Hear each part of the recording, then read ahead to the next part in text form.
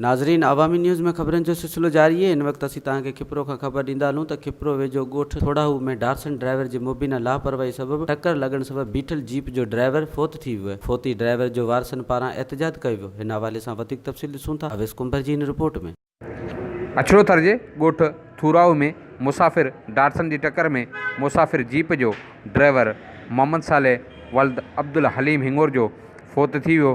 Photo driver जे वारसन मूजिबि Datsun जे driver जी लापरवाही सबबि वाक़ियो पेश आयो आहे। ईअं हवा गाॾी जो कोन हुई, हुन इशारो ॾिनो हवा भरण जे लाइ। अॻिते छोकिरो जेको ठकुर हो हू फुल नशे में हो। हुन इन अॻिते इशारे ते बि कोन बीठो, हुन मथां चाढ़े ऐं हुनखे कचिरे मारे बेदर्दी सां हलियो वियो।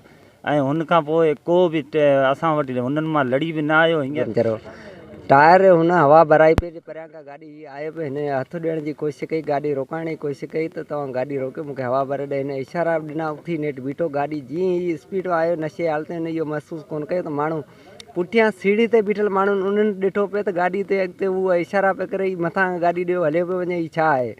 नेठि अॻिते वञी मुड़ुसु मारे गाॾी भॼाए हलियो छा थियो जो हिन हथु ॾिनो, हिन हवा गाॾी निकिरी वई। हथु ॾिने बाक़ाइदे धकु हणी मारियो, हलियो वियो। वरी गाॾी रोकी कोन का। पोइ जेके माण्हू ॿिया हुन गाॾीअ में हुआ उहा गाॾी वेही हली। पोइ असांखे 9, साढा 9, 10 बजे ख़बर पइजी वई। असीं हाणे हिकिड़ो ॿियो कज़ियो ईअं कुदरती थी वियो। उते हासू माण्हू सभु न हींअर 3:30 बजे उतां निकिता, केरु माण्हू कोन आयो। हाणे छा अपील कंदो तव्हां? हाणे साईं अर्ज़ु इहो आहे त ॾिसो न, अहिड़ो सुहिणो भलो जवान मारिजी वियो आहे। हुकूमत खे अर्ज़ु इहो असांजो आहे, मीडिया खे सभिनी खे अर्ज़ु आहे त महिरबानी करे हिन जी अदालत थिए।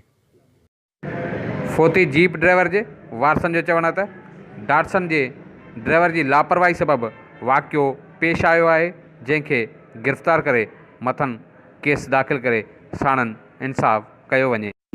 अवेस कुंभर, अवामी न्यूज़, खिपरो। वधीक ख़बरनि ऐं तफ़सील लाइ विज़िट कयो अवामी news Facebook page, YouTube page ऐं अवामी न्यूज़ वेबसाइट।